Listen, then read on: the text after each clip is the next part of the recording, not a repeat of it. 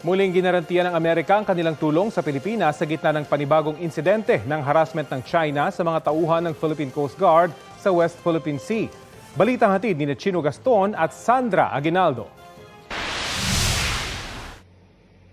Halos dikitan na ng higanteng barko ng China Coast Guard ang mas maliit na barko ng Philippine Coast Guard sa West Philippine Sea nitong Sabado, August 5.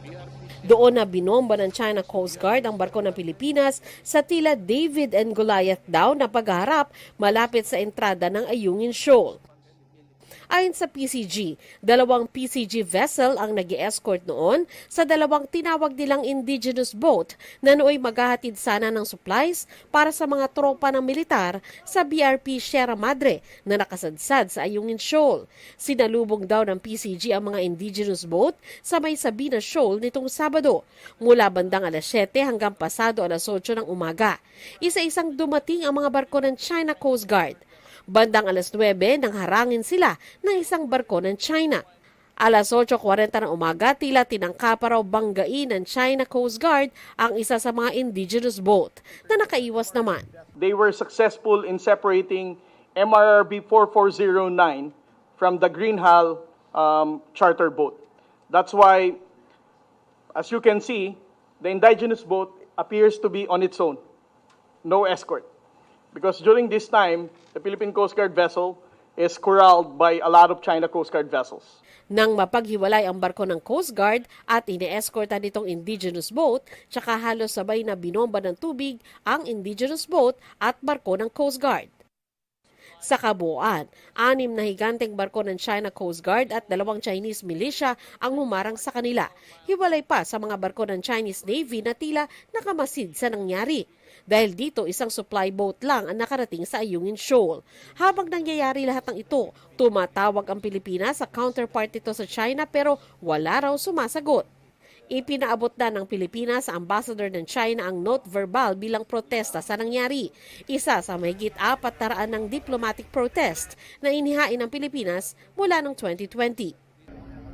Nakabalik na sa Puerto Princesa, Palawan ang 2 supply boat. Ang isa, dala pa ang supplies na para sana sa mga sundalo sa BRP Sierra Madre. BRP Sierra Madre is a Philippine Navy commissioned vessel. It's an active Philippine Navy commissioned vessel. Therefore, we will continue to resupply it. We will do what is necessary to provide supplies and provision for our troops there. So as long as it takes. Babala ng maritime and security experts, bantay sarado ng China ang Ayungin Shoal dahil malamang hinihintay nilang lisanin ito ng Pilipinas o tuluyan ng masira ang BRP Sierra Madre. We need to start calling this what it is. It is a blockade. China is blockading a Philippine ship, a Philippine outpost in the Philippines EEZ. Bumisita sa Kalayaan Municipal Hall sa Puerto Princesa ang Political Military Unit Chief ng US Embassy na si Rian Jensen. Dumating din sa Puerto Princesa ang flagship ng US 7th Fleet na USS Blue Ridge. Paniniguro ng Amerika, tutulong sila kapag may armed attack sa anumang public vessel, aircraft at armed forces ng Pilipinas. Pero sabi ng DFA, hindi pa raw ito napapanahon ngayon. In terms of your specific question, whether it warrants the invoking of the mutual defense, I think it's a bit early. Ang China muling iginiit ang kanilang soberenya sa Ayungin. Kahit bahagi ito ng exclusive economic zone at continental shelf ng Pilipinas, alinsunod sa 2016 arbitral ruling. Sabi pa ng China, dapat alisin ng Pilipinas ang BRP Sierra Madre. We will never abandon Ayungin Shoal. We are committed to Ayungin Shoal. Who is China Coast Guard to tell us what to do? Si Pangulong Bongbong Marcos iginiit din ang ating karapatan sa West Philippine Sea. Pero mahalaga rin aniya ang patuloy na pakikipag-usap sa China. We continue to assert our territorial rights in the face of all of these challenges and consistent with the international law and UNCLOS especially. But we still have to keep